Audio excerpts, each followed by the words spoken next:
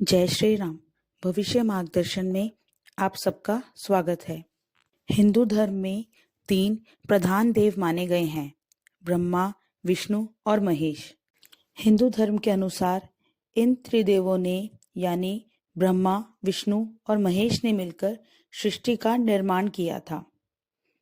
ब्रह्मा सनातन धर्म के अनुसार सृजन के देव हैं,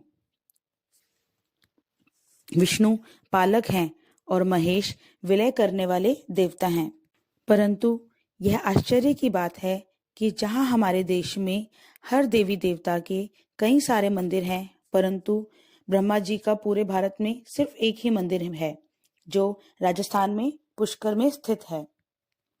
ऐसे में दिमाग में कई सवाल आते हैं, जैसे ब्रह्मा जी का मंदिर पुष्कर में ही क्यों है?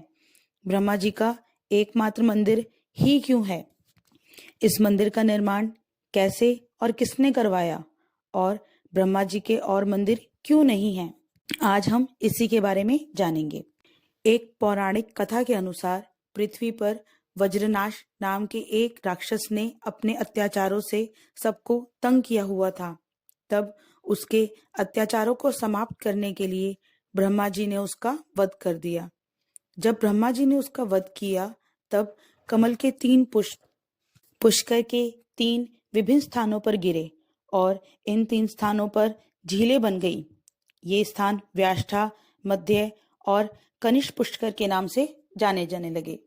वज्रनाश का वध करने के उपरांत ब्रह्मा जी ने पुष्कर में एक यज्ञ का आयोजन किया और इस यज्ञ में उनकी पत्नी का बैठना आवश्यक था। शास्त्रों के अनुसार यज्ञ पत्नी के बिना संपूर्ण नहीं माना जाता है। पूजा का शुभ समय निकला जा रहा था। संसार की भलाई हेतु उस शुभ मुहूर्त का निकल जाना सही नहीं था। ब्रह्मा जी ने नारद मुनि को भेजा कि जाओ अपनी माँ सावित्री को देखो, कितना समय लगेगा। जब नारद मुनि सावित्री माता के पास गए तो सावित्री माता बोली, बस मैं आ रही हूँ। परंतु नारद मुनि ने अपनी लीला रचते हुए ब्रह्मा जी को आकर बोला कि माता को अभी और समय लगेगा। सावित्री माता के सही समय पर ना आ पाने के कारण ब्रह्मा जी क्रोधित हो गए। यज्ञ को पूरा करने के लिए पत्नी का साथ होना बहुत आवश्यक था। ऐसे में उन्होंने इंद्रदेव से कहा कि जाओ किसी कन्या को लेकर आओ, मैं उसी से विवाह करके उसको अपनी पत्नी बनाकर यज्ञ को पूर्ण करूंगा। इंद्रदेव गुज्जर समुदाय की एक कन्या को ले आए। तो कन्या मनुष्य योनि की थी और ब्रह्मा जी तो ब्रह्मा जी हैं, तो एक साधारण मनुष्य योनि की कन्या का विवाह देवता के साथ कैसे हो सकता था?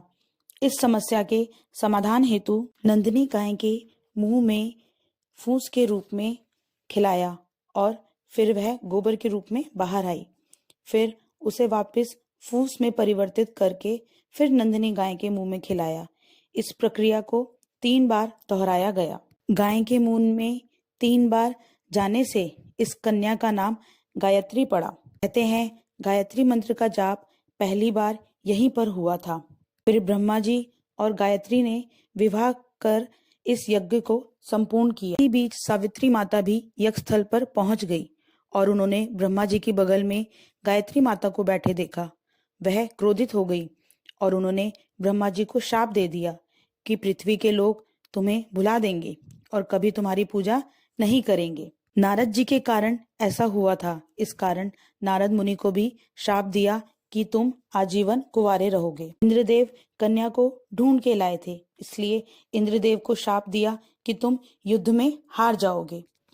गाय के मुख से कन्या की योनि बदल गई थी। वह मनुष्य योनि से देव योनि में आई थी, जिससे कि ब्रह्मा जी और कन्या का विवाह संपन्न हो सके। इस कारण गाय को भी कलयुग में गंदगी खाने का शाप दे दिया। विष्णु जी की कृपा से यह मंदिर बना था। इस कारण विष्णु भगवान को भी स्त्री वियोग का शाप दिया, जिस कारण विष्णु भगवान ने राम जी का अवतार लिया। यज्ञ बिना अग्नि के संपन्न नहीं होता, तो अग्निदेव भी सावित्री के कोप से नहीं बच पाए। उन्हें भी कलयुग में अपमानित होने का शाप मिला। इसके बाद माँ सावित्री दूर पहाड़ों की चोटी पर जाकर विराज गई। ब्रह्मा जी ने पुष्कर में कार्तिक पूर्णिमा के दिन यज्ञ किया था। इस वजह से यहाँ हर साल अक्टूबर-नवंबर के बीच पुष्कर मेला लगता है। मेले में दुनिया भर से हजारों की संख्या में भक्त पहुंचते हैं। इस दौरान भगवान ब्रह्मा की पूजा करने से भक्तों को पुण्य मिलता है। मान्यता है कि पुष्कर झील में डुबकी लगाने से पापों का नाश होता है। त्रेता और द्वापर युग में भी पुष्कर की बातें आती हैं। महाभारत के वन पर्व के अनुसार श्री कृष्ण ने पुष्कर में दीर्घ काल तक तपस्या की थी। सुभद्रा के अपहरण के बाद अर्जुन ने पुष्कर में विश्राम किया था। मर्यादा पुरुषोत्तम श्री राम ने अपने पिता दशरथ का श्राद्ध पुष्कर में किया था। वाल्मीकि रामायण में विश्वामित्र के तप करने की बात कही गई है। यह भगवान राम के समय से अब तक बदलते इतिहास का गवाह है। पुष्कर महत्वपूर्ण तीर्थों में से एक है। इसका बनारस या प्रयाग की तरह ही महत्व है। जगन्नाथपुरी, बद्रीनारायण, रामेश्वरम, द्वारिका, इन 4 धामों की यात्रा करने वाले तीर्थयात्री की यात्रा तब तक पूर्ण नहीं होती जब तक वह पुष्कर के पवित्र जल में स्नान नहीं कर लेता।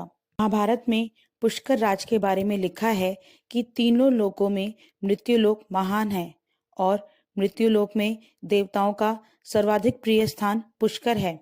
पुष्कर को पृथ्वी का तीसरा नेत्र भी माना जाता है। इन सरोवरों की रचना एक पुष्प से हुई थी, इसीलिए इन्हें पुष्कर कहा जाता है। आशा है आपको ये जानकारी अच्छी लगी हो।